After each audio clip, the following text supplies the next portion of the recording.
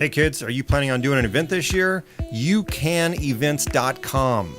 YouCanEvent.com is the first place you want to go when organizing your conference or event. With YouCanEvent.com, attract sponsors within 4 days and watch your ticket sales take off by having your event showcased in virtual reality. Virtual reality. It's real. It's virtual. It's a reality. Available on your iPhone, laptop, or tablet. Share the vision of your event, and at the same time, you can get the best price for your venue rentals, furniture, catering, vendors, entertainers, and everything else that you need for your event. Clowns. No, not clowns. YouCanEvents.com. The first place you want to go when organizing your event or conference. All right, let's get to the show. And I guess our sponsor today is Pacifico and Modelo. And WeWork. Yeah. And WeWork. We're here at the Irvine WeWork Spectrum. Actually, you guys have a cool office in San Diego. Yeah, our mothership's in San Diego, and we have remote offices around the world right now, so it's very cool. Closer. There, yeah. When you hear that bass, when you hear the bass in there, that's when you know that you're there. Super ASMR. Yeah. We're ready. Okay. All right. Tyler and William, and we were gonna. We got two cameras going, and we actually have three today because you guys have brought your Just for shits and gigs. Yeah, you brought your cool. Is that the 5? Yeah, I think it is actually. Is it? Hero 5. Does that I used do to. 4K? Yeah, it does. And I used to attach it to my drone and crash it everywhere. Do you? You can see the little cut on it and stuff. So have you crashed your drone? Oh yeah. Yeah. Which one do you have? It's just a really simple, basic one my little brother got for me. Yeah. I used to fly it around the Dodgers complex in Arizona and crash it into the stadium stands and the fields and stuff. And oh, really? yeah, it was They would let fun. you guys fly those around during No, but I camp? did. I did it. They didn't, but you did. I didn't get arrested by the Dodgers. And, No? I actually showed them, tweeted at them, said, "Hey, check it out, come get me." They never got me. So No. and then I left. So yeah. So you had a pretty cool storied history of being on one of America's favorite teams, the Dodgers. Yeah, I mean, everyone has their own story. Yeah. I think the platform is great to be able to spread a message of basically freedom, innovation, and thinking about the future. Because I think for athletes especially, they don't think about that. And if I could, my purpose, I feel like, is to help athletes instead of be one. Yeah. And I think this is my calling. I think that being an athlete wasn't... Financially helping the others. Yeah, financially, and then just opening their eyes to the world that's ahead of us, where the world's headed. I think foresight can be an edge for somebody, and also can make or break someone's life moving forward. So. Oh, absolutely. Yeah, man. And have you always been interested in finance? Is that the... Yeah, I mean, I can give you the elevator pitch of my life real quick. Born and raised Silicon Beach, Santa Monica area. I was always exposed to the forefront of technology and innovation. Mm-hmm. Actually, it's kind of funny because I have bloodlines down to the very early stages of Bitcoin. Mt. Gox was named after my cousin's company. That's crazy. Yeah, Magic the Gathering online exchange is Mt. Gox. And Magic the Gathering was created by my cousin, Peter Adkison. Wow. So that's just kind of the story. Did you guys grow up together? Did you guys hang out when you were kids? No, he's much older. Oh, is he? Yeah, he owns Dungeons and Dragons, all those companies. He sold Wizards of the Coast to Hasbro. Wait, he owned Dungeons and Dragons. Yeah, I did. Get out, because that was my game, man, back in the 80s. That's my cousin. He's a little older than I am. Oh my god! But wow, what else did he do? Well, now he just makes movies in Hollywood and Seattle. But he, I don't even know if I haven't talked to him about the Mt. Gox thing yet. Actually, I'll give him a call. Haven't? No, I kind of just assumed he knew about it. But hopefully I'll fly out to Seattle soon to talk with him. Yeah. Was he into cryptocurrency at all? Don't know. Haven't spoken. I haven't mixed family and work. Maybe not yet or ever. Yeah. It's more so our vision is to serve athletes and be there if he wants to help out. Maybe it would work out. But yeah. No. When's the last time you saw him? No, in person, never actually. It's more of just a digital world. Really? Yeah. Oh wow! But you guys know of each other though. Of course, yeah. Oh, okay. He's actually considered one of my mentors in life. Yeah. And you guys talk on the phone or? Yeah, we have talked to him about 2 weeks ago. Yeah. Okay. Mm-hmm. Right on. And he's living in Seattle right now, or? Yeah, Seattle. Yeah. But you guys never met. Not in person. That's crazy. Our lives haven't intersected. I've been playing baseball my whole life, and he's been doing his thing. Yeah. Right. Did your parents get you into sports when you were a kid? Or was that your own doing? It's kind of a self-fulfilling prophecy, man. It just kind of fell into place. Growing up in LA, always wanted to compete. Well, I'm not the most naturally gifted athlete, so I think sports taught me to find that X factor about yourself. So for me, the relentless mindset to chase a goal and also not giving a shit about the fear of failure. That's kind of what helped me get there. And you can transition those lessons learned into life after sports and also team building, creating a culture. The Dodgers taught me a lot about leading a world-class organization that they do. Yeah. And I kind of actually just talked to one of my coaches this morning on the radio about it. You did? So yeah. Oh, okay. But that's pretty much it. Yeah. Wow. And you went to one of the premier high schools in Orange County. Yeah, I went to Mater Dei High School in Orange County. During my tenure there, we were back-to-back national champions, actually. Yeah. It was really cool. We had 16 Division I baseball players come out of there each year. Oh, my gosh. Which is kind of silly because we basically had a Division I team and pro team in high school, which I actually still talk to those guys as well. Do you? Some guys, Ryan McMahon's playing for the Colorado Rockies right now. Yeah. My buddy Jeremy I talked to yesterday is with the Cardinals. Austin Graybase with the Mariners. I can go on. So it's kind of cool. Right on. Hey, I think we lost the screen. What happened? They went to sleep. Oh, there it goes. Yeah, I guess we got to keep waking that silly thing up. It's okay. It's good to know. Pause. Okay. And just a word from our sponsor, Pacifico. It's great on a podcast. Refreshing. For the ASMR fans, do you want to do a little bit of the? Oh yeah. That's good. It's good. Yeah. Good beer. Oh yeah. We didn't get to crack it open and then pour it into the glass. You know, sure. I love that sound. Yeah. So, wow. Okay. So, William, while we're waiting on that, sure. William. So, tell me about your involvement with crypto. How did you look like a young kid right out of diapers? No, right out of high school or college? I get that all the time. People tell me I look like I'm 12. I say I'm 13, but I'm actually just rounding up there. Are you? So, okay. Yeah. So I'm 23. 23. Okay. Yeah, believe it or not. And how long you been in crypto? Since last September. A little bit of an interesting story here. He got involved, I think a little bit before me actually, but I wasn't. I actually worked for an investment bank, Maxim Group. I was on their merchant capital division, used to raise venture capital for biotech and pharmaceutical companies. My passion, though, since I was 18, had been to trade. Basically started right out of high school, went to some internships actually at Wells Fargo and such, and they told me, we're not going to give you a position here because you're supposed to be a trader. So I thought that was really interesting. That kind of guided me my whole life. Yeah. And then I started working full-time for this bank, raising venture capital, and I was spending so much time looking at screens for charting, it would actually take away from my day. And I'm not going to lie, I've called in sick before. That way I could trade the day. And, you don't want to wake up feeling like that ever at any job if it's not your passion. I'm so young, I could take the risk, go for the reward. And I just kind of naturally got into Bitcoin as a trading instrument.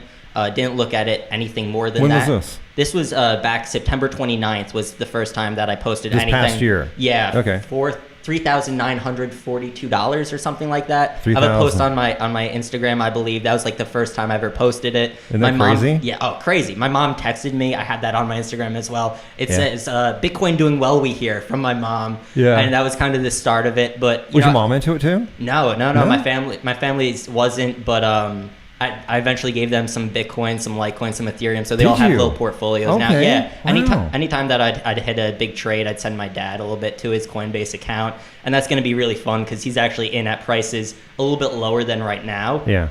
So it was really fun initially seeing his portfolio up like 50%, and just for fun, just why not? Was he in finance too? Is that how you got? No. Both of my parents have no relation to any sort of business. Basically come from a family line of teachers. My parents were high school teachers. Okay. And just business would be something that my aunt was in, and she kind of inspired me to kind of push the limits a little bit. My sister did marketing. She's 4 years older than me. Kind of broadened my horizons, but I knew that I didn't want to be a teacher first. They wouldn't let me be a teacher. No. But I think we're teaching in everything we do, though. It's just what's the topic that's being covered and what's the platform you're using, right? Yeah, absolutely. And that's kind of my reason to get into this was to educate people on cryptocurrencies and as I'm learning myself. Because I'm not an expert. I don't know anything about it. When getting into it now, I've learned so much just from talking with other people and guys like you, and learning the business behind blockchain. First it was Bitcoin, and then it's like, how much can you buy and what price is it? Then you start realizing that's not the world about it. You want to learn the business. Exactly.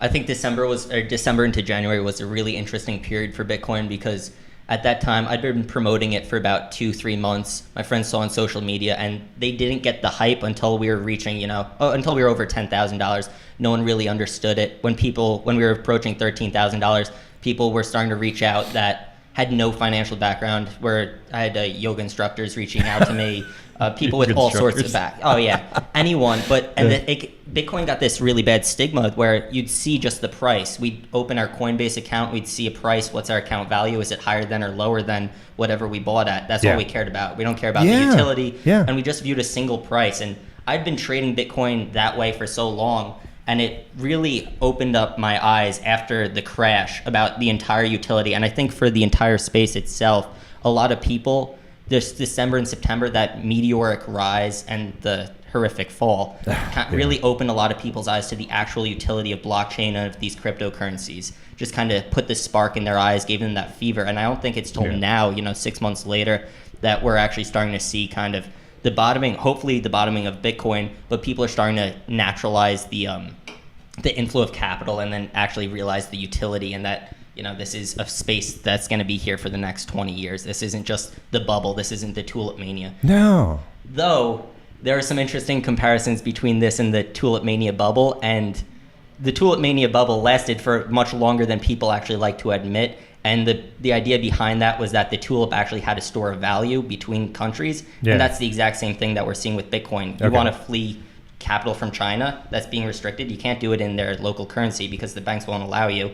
But you could send a Bitcoin transaction, a Monero transaction, borderless. And I think it's really interesting to compare those two, not to the rise and fall, but to the actual utility of the underlying asset. We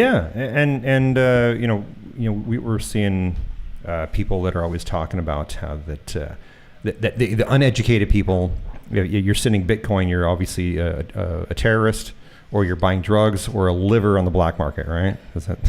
That definitely was the start of it. And just going forward, I think Monero is going to be the one that will be used for all of that, just as a privacy coin. And I think that actually Monero is one of my favorites going forward, because it has one of those best use cases where it's completely anonymous. It's the Bitcoin 2.0 to some extent, if you're using it simply for those borderless transactions that you don't want anyone to track.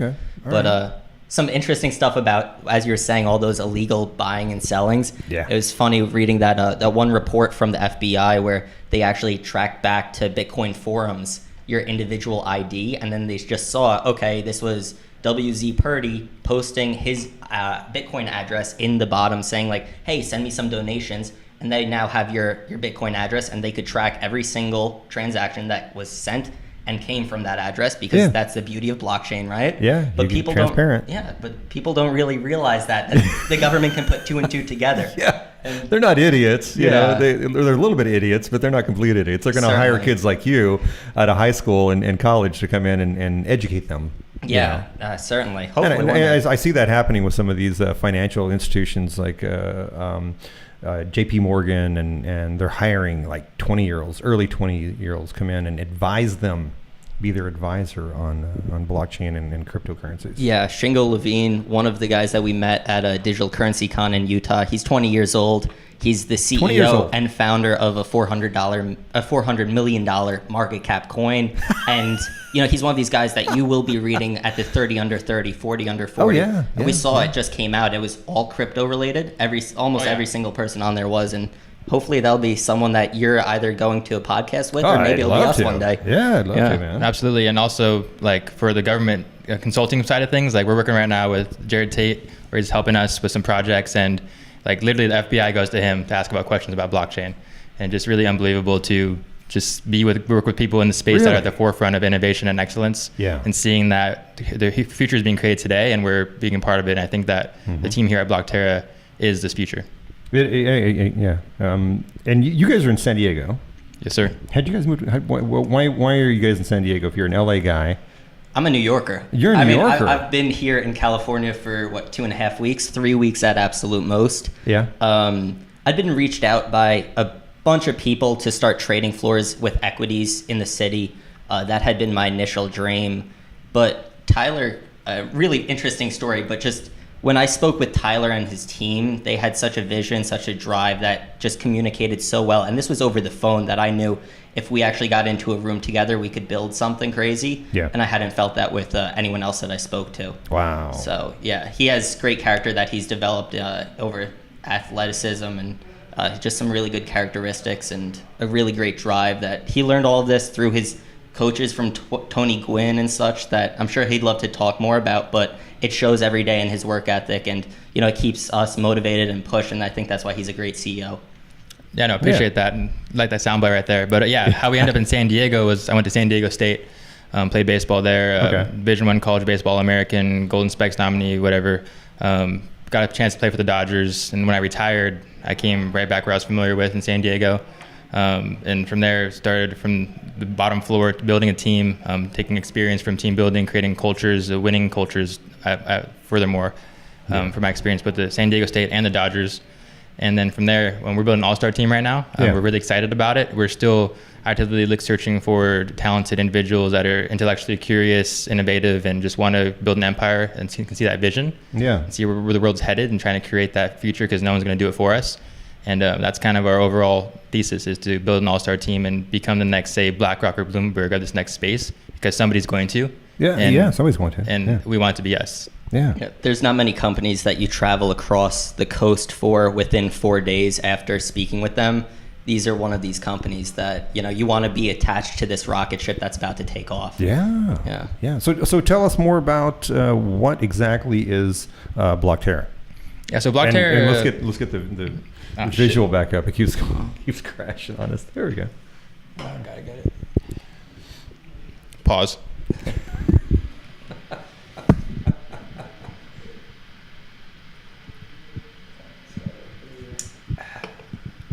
And another commercial break for Pacifico and Modelo.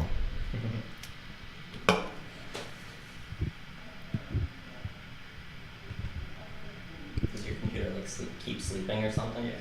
Okay. This is more for presentations than background. So just go to settings and then change the display on energy saver.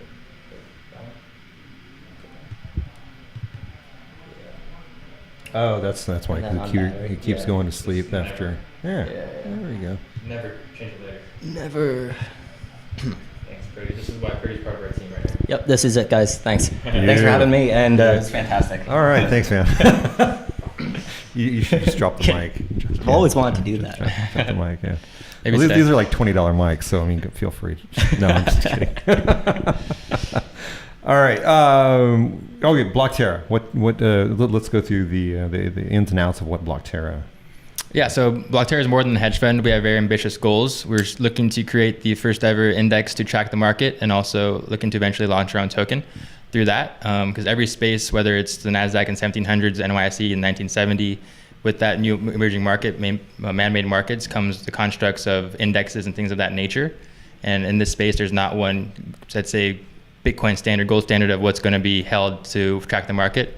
And we think we can create that with the people we know and the connections we have and the ambitions and drive within our own organization. Yeah.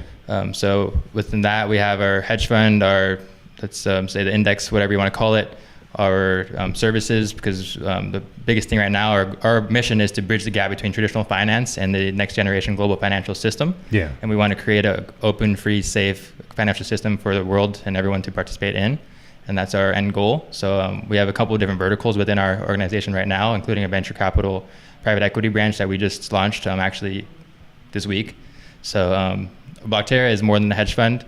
That's just the first stop on our roadmap, and we're really looking to change the world and raise the water level for everyone around us. Yeah. Okay. So, talking with my buddies over at Sustany Capital, they're seeing red flags everywhere whenever somebody says hedge fund or anything like that. So, are you consciously looking at that? I guess there's not a whole lot of laws that really apply to this, but because the laws are so old, right? Yeah. So hedge funds, you're funds having to jump through really crazy hoops right now, right? Yeah, so hedge funds are the vehicle we chose because we have the most freedom of all the other different investment vehicles. Okay. And like literally in our... And if I ask a stupid question, trust me, because I don't know anything about the finance world. No, it's fine. I don't even really know what a hedge fund really is. So educate me. So a hedge fund is a pooled investment vehicle. Okay. All the partners, they're called the LPs, and they sign up to let the managing partner, which is BlockTerra Capital or BlockTerra Management, manage the investment pool in itself. And basically, with our paperwork, we can literally go to Vegas, put it on black. It gives us that much freedom. We're not going to do that. Right. So what we do is we invest in digital assets, obviously crypto assets, and we invest in what we think is Web 3.0. So I can go over the different webs. So Web 1.0 was basically data, email, things of that nature. And that's basically what you have on books in the real world. You can put on the internet and democratize information. And that was really powerful, right? That changed the whole world forever. Yeah, absolutely did, yeah.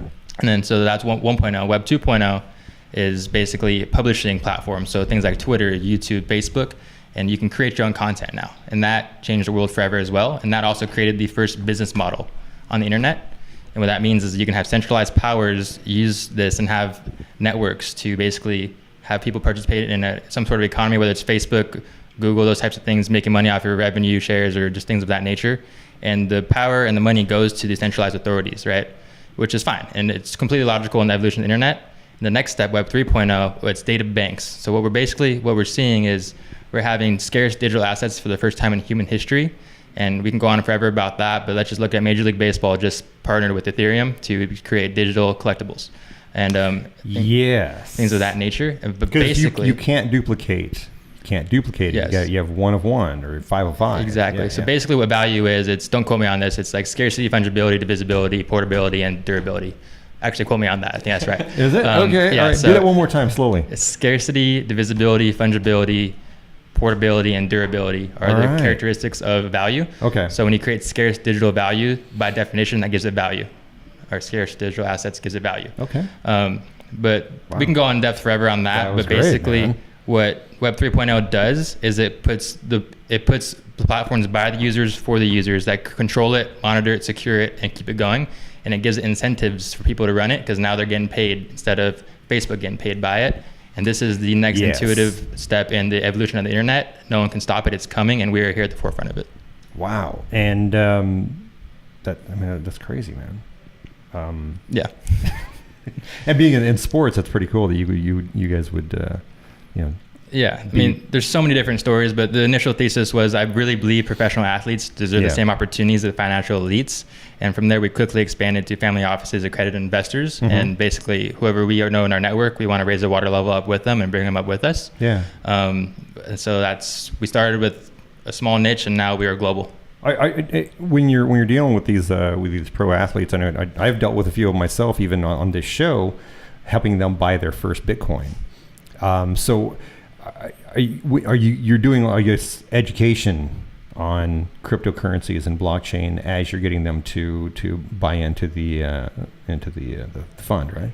Yeah. So education is a huge part of our sales curve, learning curve, whatever you want to call it. No one really wants to invest in things they don't understand. Yeah. They shouldn't. They shouldn't. And we're trying to paint the picture that it's just the next generation of the already pre-existing internet, and everyone can kind of relate to and understand what the internet is and how significant it is to especially younger generations, millennials, Gen Z, which is why we believe that these younger generations are going to be the ones ushering this new movement. And that's what we're seeing. I mean, the 40 under 40, they're all crypto people. Yeah. And they actually are, like, it just came out last week. So, but also Purdy can talk about his Purdy alerts and education on that side as well. Yeah, sure. So I'll touch on the Block30 Labs first. That's one of our verticals that is creating the index. So there are actual other indexes out there. They all have their own calculation method. But what's going to make us unique is that we're going to be derived from a committee of people that are the founders, the originators of the space, from all walks of life. For example, we have Jared Tate.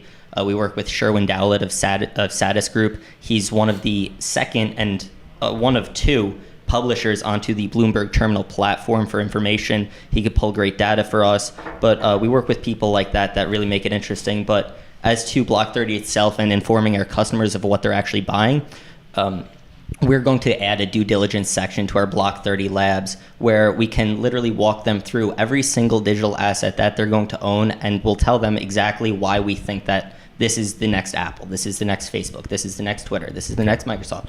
And we just onboarded 3 interns and 2 analysts this week to help us build out this section. We want to become basically, as he touched on before, the Bloomberg terminal of cryptocurrency and equities. Yeah.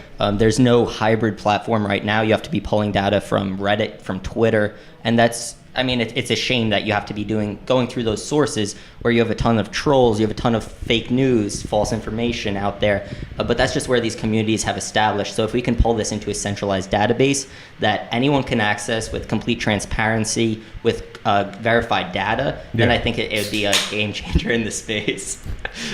We're in the office. We got you here. There we go. Yeah. For millennials, we do things differently. Yeah, absolutely, man. No rules.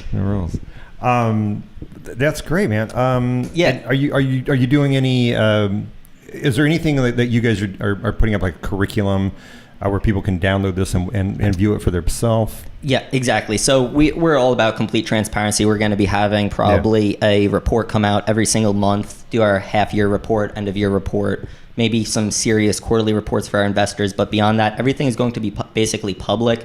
We want the world to know what we know. Yeah. We don't think that that's any disadvantage to us. We think that that just actually increases our community around BlockTerra itself and the space, because the more people that know about Bitcoin, the more buyers there are, the more we have this natural market created, which I think we're in such an early adoption phase. Where are we on the curve again? 16%, 13%? Yeah, so the diffusion of innovation curve says that 15-18% is a tipping point where the early majority comes in, and we think we're less than 10% in America. I think the closest country right now is Korea. I don't know which one, but I think that's the closest to having that tipping point of adoption. Yeah. And so we're still early. The game hasn't even started, we don't think. And I want to touch on Metcalfe's law also. It's basically the number of users squared. So n squared is the value of a network. And networks effect are the most powerful effects in the world. I mean, 98% of Facebook's value, don't quote me on this one, but I think it's close to 98%, is based on Metcalfe's law alone, which is the value of the network they have. Let's think about it this way. So if you have a cell phone, right? Yeah. And you're the only person in the world that has a cell phone, that cell phone's not worth shit. No. If everybody in the world has a cell phone, it's the most powerful thing that we've had in human history in our hands. It's more powerful than our parents and our grandparents and everyone before them put together in the tip of our fingers because of the network effect. So that's kind of exemplifies how important network effects are, and the Metcalfe's law plays out in crypto as well, even maybe more so powerfully because we're economically incentivized now to participate. Before, I mean, people don't vote because they don't give a shit, right? But if they got paid a little bit for it, then they would care, and that just creates the even more so of a force. We're early, but this is intuitively looking back on history. This makes too much sense moving forward. Yeah, absolutely. Man. Yeah, I love the videos from 1980s about the internet. Like, what is this thing? How do you use this? And that's what Bitcoin is going to be like. You know, we see the CNBC article, how to buy Ripple, now how to sell it, but still we'll be looking back in, 20 years, and this is going to be as typical as, opening your first IRA, your first brokerage account and whatnot. It's just going to become another walk of life, we believe, and that natural flow of money in. But just coming back to this, informing basically the world of how to invest in this world. What is this entire new space? One of our verticals is going to be BlockTerra trading systems. We're going to be putting together a binder and have a website of how you can actually leverage this market. So it's going to walk you through very basic, from you want to invest in an ICO. Here's the scorecard that you should be looking at. Here's how you can be kind of judging what's a good project, what's a bad project. Yeah. Then it's going to move on to something a little bit more like actively trading the markets. It's going to deal with Bollinger Bands, different technical analysis, different trading styles from 15 minutes to 4 hours. People that want to be producing revenue from this, not just a passive investment vehicle. And we think that just the more market participants, the more naturalized this becomes. The high tide raises all boats. I think that's something that we really are. I heard you hear that. We've said that all the time here. That's on our core values. And that's, we're so early to this space. We're not stepping on anyone's feet. People aren't stepping on our feet. There's enough food for us all to eat, kind of. Yeah, I think there is. Yeah. Are you going to be actively showing people how to trade, like day trading type of thing with cryptos? Because the markets don't close. So you could do this 24/7, right? I absolutely love it. That's one of Yeah. the unique things about this. Actually, before I was working with these guys, I was in Hawaii for a month and a half trading Yeah. equities. And with the time zone difference, I think it was about 6 hours at that time. Yeah. Or maybe it was even 5. So I had to wake up at 4:30 in the morning to trade this, be done by 1:30, 12:30, which was great.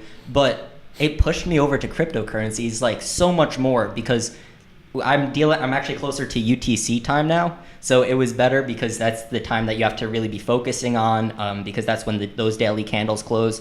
But I started actually PurdyAlerts.com, and that's how these guys found me or wanted to onboard What was me. it? PurdyAlerts.com. Okay. That's my last name. And I just started this for trading equities and then eventually moved it over to cryptocurrency. I have a YouTube channel. Every 2 weeks, I make a video on where Really? I think the cryptocurrency market's going to go. Okay. Yeah, it's actually really fun because yesterday I was just reviewing my video from 2 weeks ago. Okay. And so that was July 9th or 7th about then. Yeah. And that was 6,700. I have 2 time marks on my review where basically it was at 120 and then like 7:30 in, I said Bitcoin's going to 8,100.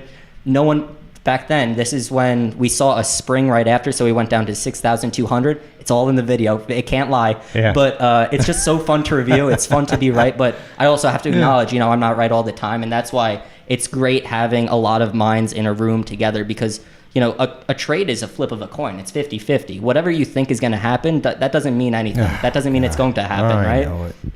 But it's nice when it does happen. It is, yeah, man. Because I've been flipping that coin a lot, or I used to flip that coin a lot, and I always got it wrong. No matter what I thought was going to happen, it would always do the opposite. Yeah, one of the biggest differences between the equity markets and the Forex or cryptocurrency markets is the use of market makers movement. Like we're traveling in waves with cryptocurrency, and it's so much closer to Forex trading than it is to equity trading because you don't have a closed market. And it's just one of those things where you have to really adapt to the cryptocurrency market specifically. You can't translate all of your skills over from equities over to crypto. It's impossible. I've gotten burned doing that. Oh, yeah. And what I learned is basically market makers play to win.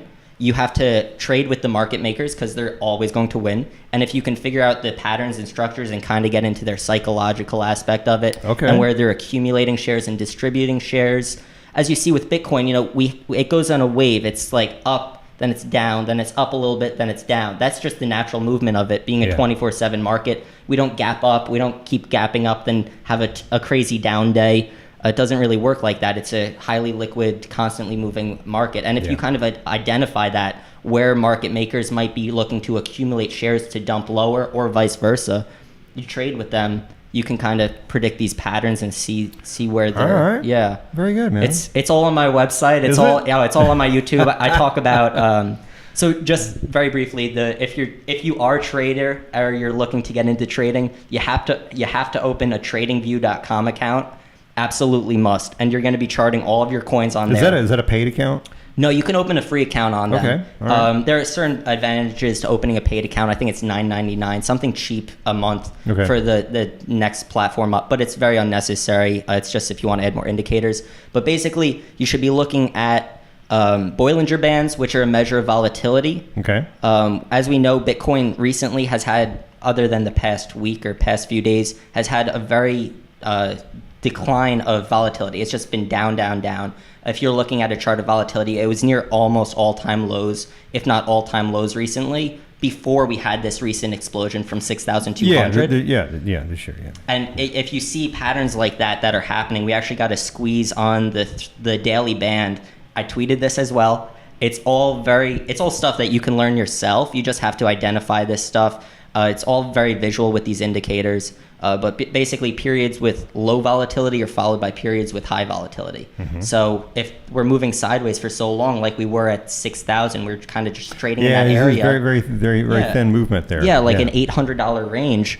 We're due for a breakout or breakdown. Now, determining which direction we go, there's a lot of ways to be doing that, but you should be looking for that to be trading those actionable breakouts because we know that we're going to pick up in volatility. You should be leveraging it on BitMEX. You have up to 100x margin, but I'd recommend anything from 25 to 50 is more than enough. Yeah. But it's a great way to grow a small account. I pretty much stay away from Binance. I've heard some. Do you? Yeah. That's my go-to. I've heard some sketchy things. It's not good on the back end. Their financial dealings are not necessarily the safest. Okay. There's some ties. Yeah, we actually removed all of our assets off of Binance 2 weeks ago because. Did you? Yeah, we're hearing from people that are really native with this space and actually have networks with, let's say, Arthur Hayes, the founder of BitMEX and stuff. Yeah.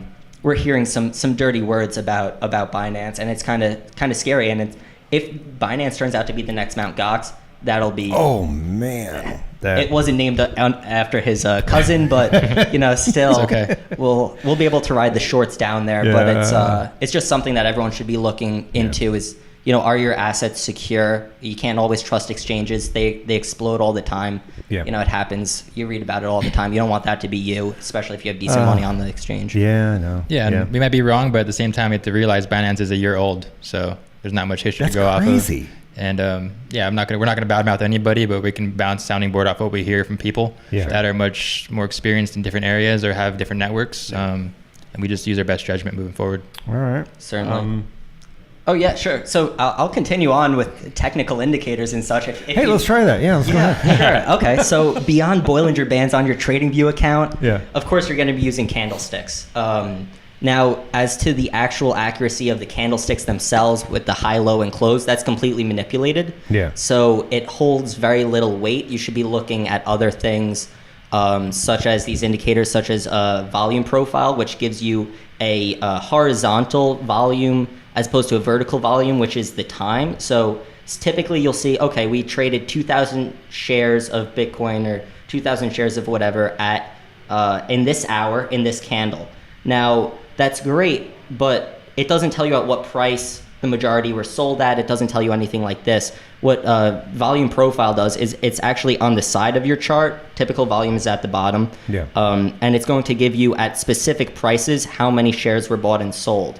Now, for basic support and resistance, which I'm sure everyone can get the grasp of, if you see a certain price, it might be 8,000 flat, something like that. That's just a horizontal line that, next time we come up to that, we might retrace a little bit. It's going to be support or resistance, vice versa.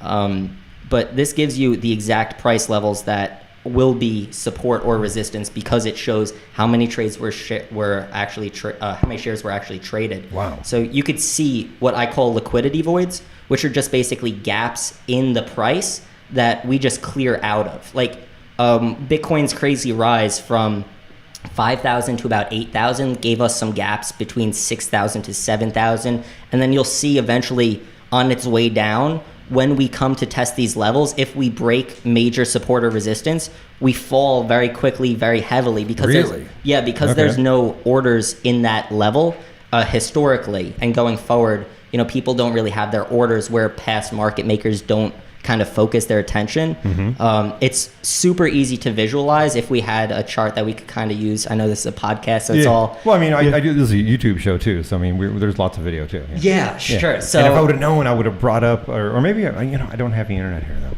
Yeah. Okay. But it's super visual, and it's one of those things. Like once you see it, it just makes sense, and that makes things a lot easier for a lot of people. So we've got Bollinger Bands, we have volume profiles, and then the next thing is RSI. That's a very typical indicator used by a lot of people just to measure if we're all overbought or oversold.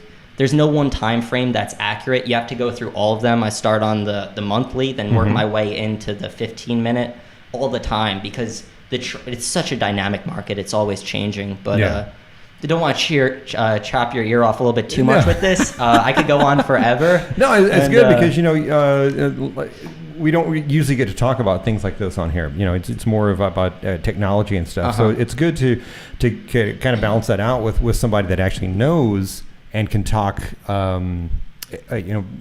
like you are right now. You young kid that you sound like you've been on Wall Street, most of your life, and have, working with trading and stuff like that. So it's very cool. Yeah, totally. And if you can't discredit young age because if you look at the BlockTerrans, the Justin Sons, they're our age. So we are creating the future. Crazy, and if you want to bet against us, go ahead and short us. But I think in the long run, we're going to win out. Bitmex.com. You can short us there if you want. I think you will, man. Wow. Okay, so you're dealing with a lot of athletes, right? Yeah, that's yes. Yeah, because you got a pretty good history. When you were playing, you said that you were kind of people were coming to you to say, hey man, I need a little help on this. Yeah, so when I was with the Dodgers, surrounded by a lot of really rich young men who earn that money rightfully so, and they want to deploy it somewhere, and they're seeing what I'm doing. Basically, they're asking, where do I go? How do I do it? Can you manage it for me? And as an entrepreneur, you need to find a problem and solve it. A lot of people in the ICO space, they try and create problems to solve. I was fortunate enough to have a problem land on my lap that I needed to solve, and rightfully so. I think we deserve those opportunities. So basically, long story short, I did the unprecedented, and I said, my entire life's work with baseball, I'm going to retire early to have my true calling and passion to serve athletes instead of be one. And that's kind of where we're at today. And that's great. You say retired. How old are you? 23 now. You're 23. Yeah, I retired from my first career, but I think our next chapter is going to be just as exciting. Vitalik's 24, so you have a lot to do in this next year. Let's do it. Oh my God, 23 years old and retired from baseball. Yes. That's crazy, man. Wow. Wow, that's phenomenal. So you guys went to a show a couple weeks ago, right, in Utah? Yeah, so we went to the Digital Currency Convention. It was the state of Utah's first ever blockchain convention. So we were very fortunate to be part of history there. I was more so excited for my team to get a stage finally to speak on a global scale, and it went very well. We met a lot of cool people, some of the most powerful people in the digital asset space, blockchain space. I think 3 of the top 50 CEOs of coins were there with us. Wow. It was a smaller. If you compare it to consensus, it was smaller, but it's still, as far as value on, quality over quantity, it was probably the best thing you can do. Really? Okay. And you guys went in there, you made some really good points, and they came up to you and they asked you to come back the next day to be one of the keynote speakers, right? Basically, we kind of went in there as panelists, and we ended up being keynote speakers as well.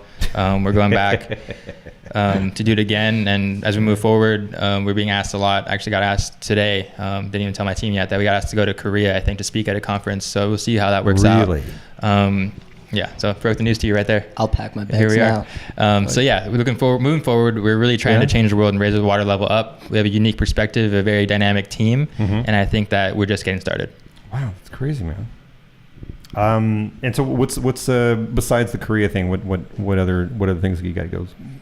I mean, our primary focus is BlockTerra and the services and fund that we provide. That is not a public offering, but we're focusing on that obviously. And during, I'll say, our weekends, we can still work remotely due to the beauty of the internet. Yeah. And as we move forward, we're going to just use our time to spread awareness, change the world, and hunt, deliver, and add value for our clients along the way. All right, and then when I was at your place in San Diego a few weeks ago, or last week, a few weeks ago, it seems like a few weeks ago, just last week, we hung out with another guy. Yeah. Oh yeah, Brian Foote. So yeah, he's our other partner. He is Brian. Where is he today? He's in Austin, Texas, I believe. Is he? He's flying back in tonight. A cool thing about a team is we can spread out and divide and conquer. So he's coming back in. He's a phenomenal teammate. Also a mentor and just a leader as well, and I think that he is the gray hair wisdom to our young team. You can try and poke at us from any angle, and I think we have it covered. Wow. And how did you guys meet? Yeah, it's crazy. So basically the same way that I met William here. So one of my best friends from college, he used to trade with Purdy back in the day, so he connected us to that, and also in the day, that's so funny. On Instagram. Yeah, exactly. So so back in the good old days, back on Instagram. Yeah, all 4 years ago. Yeah. So and when I retired from baseball, I was lucky enough to get some global coverage through Yahoo Finance, Orange County Register, things of that nature. And Brian actually was able to find us on there. And Brian's neighbor, Grant, who he's helped us along the way as well. My best friend Dom was Grant's best friend from Chicago growing up. Wow. So Grant knew me through Dom, and Grant knew Brian through his neighbor. So he connected us, and basically that's kind of you can't really make this kind of stuff up. Yeah. Even we found Will, we found Brian. We're building our team from there, and we're just getting started. Dom's the Kevin Bacon. Everyone's connected to him. Our network. Yeah, because he came from the sports world too, right? Yeah, I played baseball at San Diego State. He was a phenomenal left-handed pitcher and entrepreneur that has a great unparalleled vision that we have, and he's a great guy. Shout out to Dom. Wow, look at that. That's crazy, man. All right, so what else? Anything else? He's got something else you want to Pause. pause? What else? What haven't we covered? I mean, There's definitely more stuff that we can cover. what do people usually talk about? What's that? What do people usually talk about? Yeah, we just wrap. You know, we just talk about what they've been doing, how they got into it. You know, more just humanizing the people in it, because they talk so much about technology. Mhm. They don't really get to talk about themselves, or so people can feel comfortable with you as a person. And Do that's you, kind of. do you want to talk about the athletes that we've dealt with so far and how they're, crypto curious, not crypto serious, and we're kind of bridging that gap? Yeah, that and like my buddy from Venezuela, Argentina. Yeah, that let's do that. stuff. Sure, sounds good. We can also put our like social media stuff in there too, so you can if you want to keep Yes, access, you can yeah. see Let's get the social media in there too. Yeah. All right, so you guys are dealing with a lot of athletes. What's your?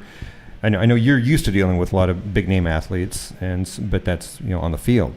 So now you guys are sitting in an office dealing with big name athletes, and they're kind of trusting you with the big portion of their life, which is their money. So how do you feel about that? Yeah, so actually, to start off with a funny story, we flew Purdy out from Wall Street. He got off the plane flight, got in our office. I'm not going to disclose any names, but his first meeting right off the plane was with one of the biggest names in baseball of all time. So we threw him in the fire right away. All right. But it's funny though, because I'm not a big sports guy, so it's this is another potential client. Did you know who it was? I mean, I knew who he was. Yes, he is yeah. that big. But it was like, okay, cool. You're just another guy. Like, Yeah. if it was Zuckerberg, something like that. All right, but Okay, but in the sports world, you were just like, hey, this is whatever. it's cool to tell my friends though as Yeah. well, which is like, Yeah, so I mean, and like when I was playing with the Dodgers, I had a really cool, unique perspective to be able to talk to guys from places like Venezuela, Argentina, Germany, things of that nature. And my buddy in Venezuela, they're literally scared for their lives. They're staring hyperinflation in the face right now, and they have nowhere to put their capital to reserve it. So they actually are going to Bitcoin to have a store of value. Really? Okay. Yeah, so he actually... And you're advising all these guys on this kind of stuff? I'm not advising anybody on anything. You're not? You're not? No. Okay. Definitely okay. not. All right. But we talk to guys. We kind of bridge the gap between, whether it's traditional finance, the next generation global financial system, or bridge the gap between people scared for their lives because they don't know what to do. It's hyperinflation in these third world countries. Cuba, Brazil, Argentina, you can go on and on. There's real problems being solved by this. And even if it's just remittance, sending money back home, Western Union, an average of 8% per transaction. That's $8 in every 100 you send over is taken by these centralized institutions. Wow. And companies like Abra or even just Bitcoin itself, sending it across borders. Its fees are very, very low, and it happens in 15 seconds rather than 3 to 5 days. I might as well fly to Paris and send money over there than fucking freaking send it over there. So there's real world problems being solved already. And we're in the very nascent early stages of all this. So it's really eye-opening to just see how the world is changing faster than we can ever imagine. We're only 10 years in, and technology advancement is exponential, not linear. So I believe that in the next few years, we will cover a lot more than we have in the last few years before. Yeah. Now, some of these South American countries, is it a challenge to get them to get their first Bitcoin wallet? Or who's helping them with that kind of education? Yeah. So far, they've been in America when I've talked to them, so it's a little easier for them to as an on-ramp here. I believe that things like local Bitcoins, things of that nature, there's ways to get it in other countries. It's just a lot harder. Like China also, I haven't been there yet, but there's ways around it, obviously. But it's very challenging for them. Yeah, there was a study done a couple months ago after the fall of Bitcoin, after that little crypto carnage thing, that basically if you bought Bitcoin at its all-time high, you still would have beat the Venezuelan bolivar, like against the hyperinflation that they were experiencing. I mean, that's the best investment is losing 80% of your investment or 70%. Wow. Like it's absolutely crazy on just that global scale, the potential, as we see a lot of currencies being devalued or just seeing this hyperinflation in third world countries. No, it's crazy. And outside of the US, don't quote me on this either, but I believe the average lifespan of a currency in the world is around 26 years.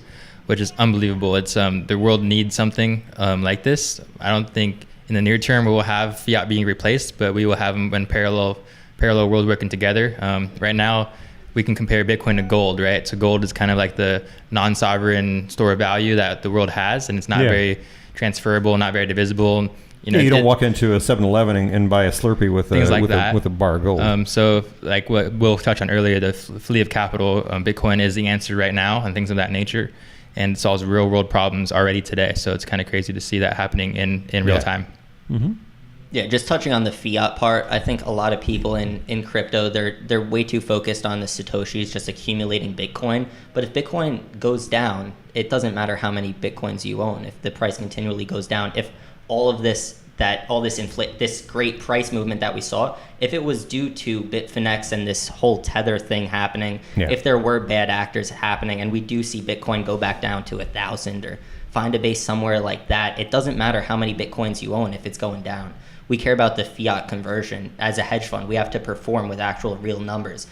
Great, we made 10 Bitcoins, that's fantastic, but we need to make wealth for our clients, and I think a lot of people are overlooking that. And just going back to trading, you have to be looking, whatever asset you're buying, you have to be looking at the pair against Bitcoin, against Ethereum, just so you know where it is relative to taking market dominance in the cryptocurrency space and its relative strength, but also where it is relative to the US dollar or where it is to your local currency. We want to see higher lows, higher highs against fiat currency because, as he said, we're not going to replace cash in the next 5 years. No. But we can work together and kind of build that together so they become a perfect infrastructure, just one-on-one. We need more institutions like Coinbase that are approved by U.S. regulators with banking, with legitimate banking that is transparent, that we're not getting from the Tether, which is frankly rather scary that we didn't hear many people speaking about this at Digital Currency Con. It's kind of like that black swan that no one wants to touch on. Okay. But it's something that this entire space is running potentially on billions of dollars that may never have existed, and we need to be aware of something like that. It's just something unfortunate that we really don't want to, no one wants to talk about, but is a reality. Yeah, I get it. All right. And then going back to the price of Bitcoin, what do you guys see at the end of the year? What do you guys see for Bitcoin? If I could predict the future, I would not be here. I'd be in Malta. Okay. I would be on a private island or something like that if I really could do that. So I don't want to What do you think it's going to be? I don't want to do a CNB. December 31st. Okay. So let me tell you what. Based on your as a trader, we operate on a series of if-thens. Okay. If we break 9,000, next stop is 12,000. If we break 12,000, we're going to see all-time highs. If we break 12,000, we're going to see all-time highs. In my opinion, yes. Okay. 12,000 to 13,000 is the resistance level that we're going to be testing to all-time highs. That you'll see if you bring up the indicators I mentioned earlier. If you bring up the volume profile, you'll see that there's a lot of volume there. Okay. If things don't work out, if this 8,000 level is just a retracement to the point of control, which is something I touched on in my last video, it was the point of control, meaning it's the most actively traded price. 8,000 is the most actively traded at this time up here. Okay. So, which means that it's going to be acting as resistance till we test it, and then if we break above to that 9,000, we'll come back down a little bit. But just going on to my bearish thesis, if we break 5,700 again, we're going to be seeing 4,800, if not 4,400. Next stop below that is like 3,000. Wow. Yeah, it's very ugly if we break below 5,700. Now, really? Okay. Yeah, there are plenty of liquidity voids because we came from such just an unexpected rise from a price. We initially started at like 10 cents. People were accumulating there. So a lot of people have accumulated at such ridiculously cheap shares, and that's just where these market makers are operating. They probably sold at that 19,000 because they're well aware this is a bubble. And Charlie Lee, he timed the top of the market perfectly. I think it was 4 days after we hit the literally all-time highs, he liquidated all of his shares of Litecoin. Wow. It's a little sketchy. I don't know. I don't really want to say anything into it, being that he is someone that's also well connected with Coinbase, and they are one of the people that had been subpoenaed for price manipulation. Don't want to draw any ties there. No. I don't want to get into that. Yeah. But If we do see a break of 5,700, we'll see, somewhere between 2,400, between 2,000 and 4,000. Sorry. Yeah, and as a hedge fund, we see that as an opportunity if it gets that low, and we maybe even might say we hope it gets that low, because would you rather buy a house at 19,000 or 3,000? 3,000. Okay, thank you. Yes. So either way, we can also, as a hedge fund, we can go long or short. Yeah. We can play the volatility of the market and actively trade in between. So whether it's going up or going down, we can make money. Yeah. Well, yeah, as we said before, we use BitMEX to utilize the leverage. So we're able to basically take 5% of our entire actively trading segment and leverage that up to 50% or 50x, which more than covers all of our long positions and then some. So we're not even just hedged, we're actually profiting if the market goes down. And that's the beauty of it. We view Bitcoin as an investment, a trading vehicle for just to harness the volatility, but we do have about 60% of our money tied up into these long core positions, top 30 coins that we believe will basically be the next Facebook, Microsoft, etc., the next future growers. But it's a really exciting time and super dynamic. Waking up every morning, if I get some sleep, because I'm probably checking out the Bitcoin chart. But I know that's the problem. When I first got in, I didn't sleep very much. I was like, I was every hour I was checking my phone and see what where my few pennies went, and see if they're going up or down. And it was exciting. Just seeing that constant climb, man. That was a crazy high. It sure was. It reminds me completely of trading pot stocks in 2013, 2014. Same thing for 3 months straight. You could buy anything that had THC, marijuana, whatever it was in the title, and it would just rip for 3 months straight. Like you can't even make this stuff up. And this was just a natural fit. But it's different. It's totally different. It's the same but different, if that makes any sense. Yeah. And maybe just like pot stocks, as the federal government moves forward with regulation, just like Bitcoin regulation, it'll create this natural market. It'll be more accepted internationally. When I believe that regulation, it's funny because everyone likes decentralization, and no one really likes regulation in this space. Everyone's to some extent a libertarian. Whole idea, right? Yeah, but I believe that regulation is actually good for a natural market to some extent. Now, they can impose issues, of course, but when we're talking about trillions of dollars flowing in, there needs to be some sort of essential... There's going to be bad guys in there. There's going to be bad guys. There sure will be. Yeah. Everywhere you go, there's money. There's going to be bad guys. Exactly. Yeah. And I had another question. It just kind of fell right out of my damn head. So, okay. So going back to sports now, because I love sports. But I was a football guy. I wasn't into baseball really, because our where I grew up in Texas, we didn't really have baseball. It was all football. Everybody wanted you to be a football player, right? And we had little league, but that was it. It was no high school baseball.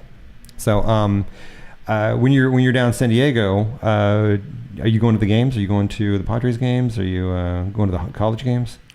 Yeah, whenever we can. Are you still involved with that? Yeah, no, it's definitely a priority of ours, especially when our clientele is primarily at this point with athletes. Just a matter of time, man. Time is the most valuable asset in the world, and we're spending it wisely. So we need to basically enjoying some of your time. Lately, it's been more work than enjoying, and that's kind of why we devote our lives to serving athletes and other family offices, accredited investors. But as we move forward with our team expanding exponentially at this point, we may have a little more free time to enjoy it. You're probably, most of your players are probably baseball players, right? Or your athletes? To start, yes. And as we move forward, football, we don't work with the leagues themselves. We don't work with MLB or NFL, but we work with players from them. Okay. PGA, MLS, Olympic sports, NHL. We can go on and on. But basically, just the start, it was athletes, and then from there we expanded to on a global scale. Yeah. Do you get involved with fantasy sports at all yourself? No, when I was playing, we weren't really allowed to, and then since I transitioned out of it, I've been focusing more on this. Yeah. So you never got involved with that? Not really. Okay, cool. But it's very fascinating. It's a huge market to address. It kind of is. It's crazy. I see a lot of people doing it. I don't quite understand it, but apparently it's a big deal. Yeah, it's just that gap between the real world and digital world. It's just another thing you can play with. It's really interesting, and we'll see how it goes moving forward. Yeah. And did you get into collecting memorabilia? Yeah, I mean, when you were a kid, you probably went to games and tried to get baseballs, stuff like that. Yeah, right? my favorite ball from my childhood is probably a Tony Gwynn signed baseball. Yeah? Yeah. I also have a Steven Strasburg signed jersey in my room. I've had a pleasure to work with him along the years as well. He's an Aztec. So as far as that goes, we have some cool stuff. And moving forward, we have some cool stuff in my career as well. Yeah? Yeah, it was really neat. The first week that I was here, we went to a Dodgers game. And Did you? Yeah, it was so much fun. I mean, this kid knows everyone on the team and just the ins and outs and like, hey, this locker room, this, like up. Oh, did you get to tour the we didn't get a tour, but he was just pointing out things that, unless you had the insight and you were actually on the field at one point or, I'd spent so much time there that you'd have that insight. Yeah. And it was just a lot of fun coming from just someone who'd been to casually Yankees games, some Mets games and whatnot, to being like, oh yeah, him and I, whatever, blah blah blah. Like it's just so cool. Not even from someone that's ever was an athlete. I didn't play sports. I did Little League for a year and I flopped out horrendously.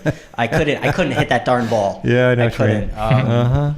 But I get it. Man. We all got our own story, man. It's all good. Yeah. So when you were playing, you obviously got to meet some pretty big names when you were playing.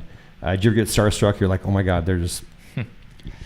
Yeah, I mean, there's one story, I guess, that's kind of funny because I didn't know that he was with the team. We just acquired him, Matt Kemp, during spring training. But I actually met him at Tony Gwynn's funeral a couple years prior. We talked to him briefly there. And then in spring training, I was just working out in the gym, and I bumped into this guy with dreads, and I was like, who is this guy, man? And I look over, I was like, oh, that's Matt, dude. What's going on? Like, I didn't know that we just got him. So I was like, oh, that's Matt Kemp. Like, it wasn't an announcement they made, huh?